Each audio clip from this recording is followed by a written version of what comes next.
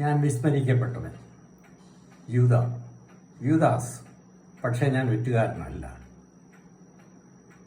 ജാതിമത ഭേദമില്ലാതെ അനേകർക്കും, അശരണർക്കും, ആലംബഹീനർക്കും ആശ്വാസദായകനും അസാധ്യകാര്യങ്ങളുടെ മധ്യസ്ഥനുമായ വിശുദ്ധ യൂദാ തദേവൂസ്, വിസ്മരിക്കപ്പെട്ട ഒരപ്പസ്തോലൻ,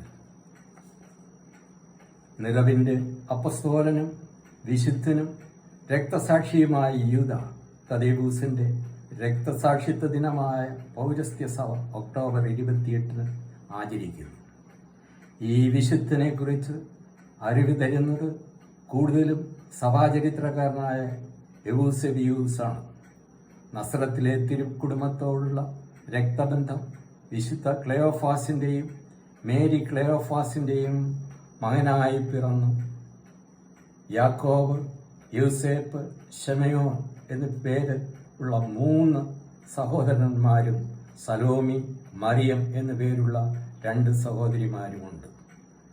നസ്രത്തിൽ തന്നെ തിരുക്കുടുംബത്തിന് അടുത്തുള്ള വീട് യേശുവും തദേവൂസും തങ്ങളുടെ ബാല്യകാലത്ത് കളിത്തോഴന്മാരായി സഹവർത്തിച്ചു വന്നിരുന്നു. തിരുക്കുടുംബവുമായുള്ള ബന്ധവും അടുത്തുള്ള താമസവും സമപ്രായവും ഈ ബാലകന്മാരുടെ സ്നേഹബന്ധത്തെ കൂടുതൽ ബലപ്പെടുത്താതായി തീർത്തു. പിതാവായ ക്ലെയോഫാസ് വിശുദ്ധ യൂസേപ്പിന്റെ സഹോദരനായ മാതാവ് മറിയം വിശുദ്ധ കന്യമറിയത്തിന്റെ അടുത്തുള്ള ബന്ധത്തിലുള്ള സഹോദരിയും ആയിരുന്നു. ഈ കാരണക്കാൾ ഒരു കുടുംബവും കുടുംബാംഗങ്ങളും എന്ന് അറിയപ്പെട്ടു. തദേവൂസിന്റെ കുടുംബവും ദിവ്യകുമാരനുമായ യേശുവിനോടുള്ള സമ്പർക്കം സൗഭാഗ്യത്തിന്റെ ധന്യത നേടിയതായി നമുക്ക് കാണാം. യേശുവിന്റെ 12 ശിഷ്യന്മാരിൽ 5 പേരും തദേവൂസിന്റെ സഹോദരന്മാരും അടുത്ത ബന്ധത്തിൽപ്പെട്ടവരുമായിരുന്നു. സുവിശേഷകരുടെ സുവർണ തൂലികയിൽ കനിഞ്ഞ് ഇറങ്ങിയിട്ടുള്ളതും യേശുവിന്റെ പരസ്യ ജീവിതത്തിന്റെ ആരംഭം കുറിക്കുന്നതുമായ കാനായിലെ കല്യാണ വിരുന്ന് യൂദാ തദേവൂസിന്റെ സഹോദരനായ ശമയോന്റെ കല്യാണ രംഗമാണ്. യേശു തന്റെ 30ാമത്തെ വയസ്സിൽ അന്നത്തെ യഹൂദരുടെ കാപട്യവും സ്വാർത്ഥതയും നിറഞ്ഞ സാമൂഹ്യ ജീവിതത്തിന്റെ വീതികളിലേക്കൊരു തിരുത്തൽവാദിയായി ഇറങ്ങുകയായിരുന്നു. വളർത്തുപിതാവായ വിശുദ്ധനും നീതിമാനുമായ യൂസേപ്പിനെ അപ്പോഴേക്കും യേശുവിന് നഷ്ടപ്പെട്ടിരുന്നു. ആ അവസ്ഥയിൽ മാതാവിനെ വിട്ട് വീട്ടിൽ നിന്നും പോകരുതെന്നും മാതാവിന്റെ കൂടെ സദാ ഉണ്ടാകണമെന്നും പറഞ്ഞത് ഈ യൂദാ തദേവൂസ് മാത്രമായിരുന്നു. അവരുടെ പരസ്പര സ്നേഹം അത്ര വലുതായിരുന്നു. എന്നാൽ അവസാനം തദേവൂസും യേശുവിന്റെ പിന്നാലെ തന്നെ പോയി.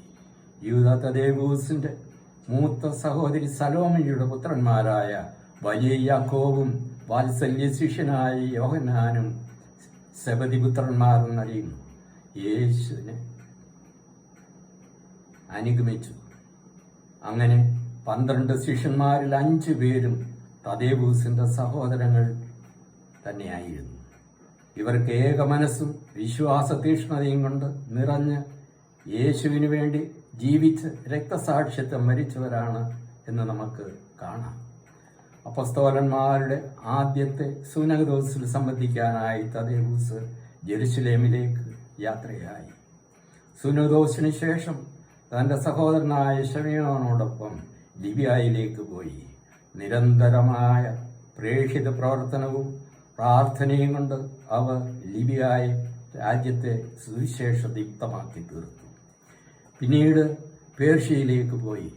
അവിടെ വിശുദ്ധ മത്തായി സുവിശേഷം പ്രസംഗിച്ച് പ്രവർത്തിച്ചുകൊണ്ട് ഇരുന്നു.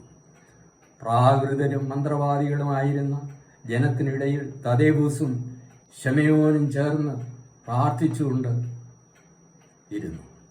ധാരാളം പേർ ക്രൈസ്തവ വിശ്വാസം സ്വീകരിച്ചു. എന്നാൽ ചതിയരും മന്ത്രവാദികളും ചേർന്ന് ഇവരെ ഇല്ലാതാക്കാൻ തന്നെ ശ്രമം തുടങ്ങി.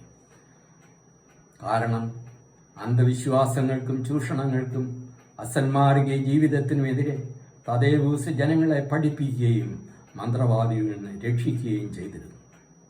തദേവൂസിന്റെ ലളിതവും നിർമ്മലവുമായ ജീവിതവും ക്രിസ്തു ദർശനവും കണ്ട് മന്ത്രവാദികൾ പ്രകമ്പനം കൊണ്ട് ഗർജിച്ചു തുടങ്ങി.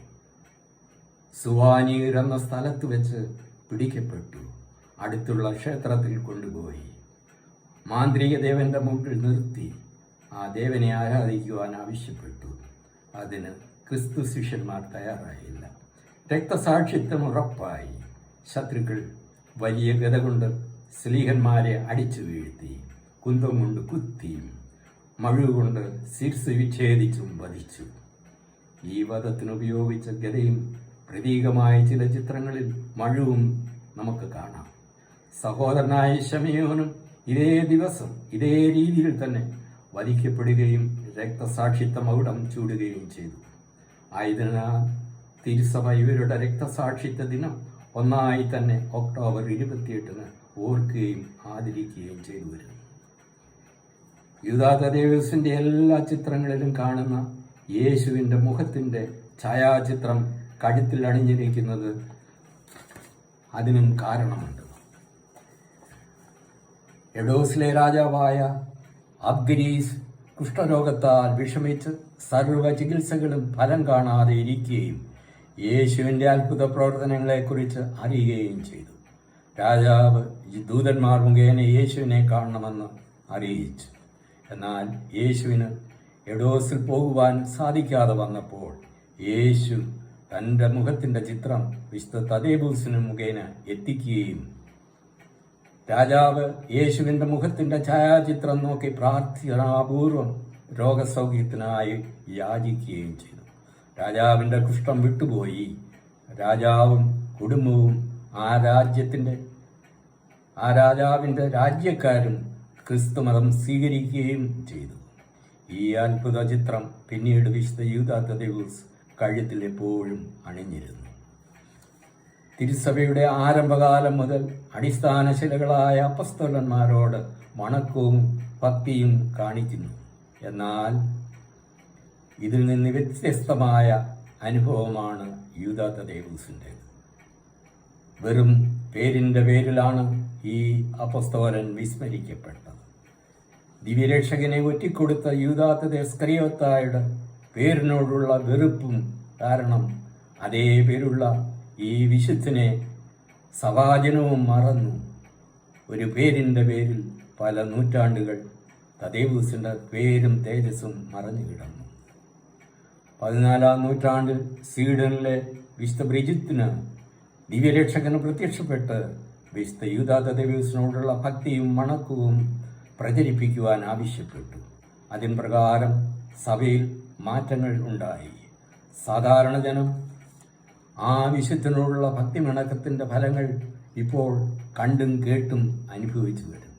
ദിനപത്രങ്ങളിൽ അത് ധാരാളം അക്രൈസ്തവർ ഉൾപ്പെടെ ഓരോ ദിവസവും അവരുടെ അനുഭവ സാക്ഷ്യവും നന്ദിയും രേഖപ്പെടുത്തുന്നത് നാം കാണുന്നുണ്ടല്ലോ. ഇങ്ങനെ സ്വജാതിയർക്കും വിജാതിയർക്കും ദൈവീയ ശക്തിയെ വെളിപ്പെടുത്തി കൊടുക്കുന്ന അസാധ്യ കാര്യങ്ങളുടെ മധ്യസ്ഥനാണ് വിശുദ്ധ യൂദാ തദേവൂസ്. കത്തോലിക്കരല്ലാത്ത ഓർത്തഡോക്സ് യാക്കോബായ സഭയ്ക്ക് ഈ മധ്യസ്ഥന്റെ പേരിൽ പള്ളികളും കുരിശടികളും വിദ്യാഭ്യാസ സ്ഥാപനങ്ങളും ഇന്നുണ്ട്. 18-ാം നൂറ്റാണ്ടിൽ തിരുസഭയുടെ തീരുമാനം റോമിന്റെ വിശുദ്ധ സിംഹാസനത്തിൽ നിന്നുണ്ടായി.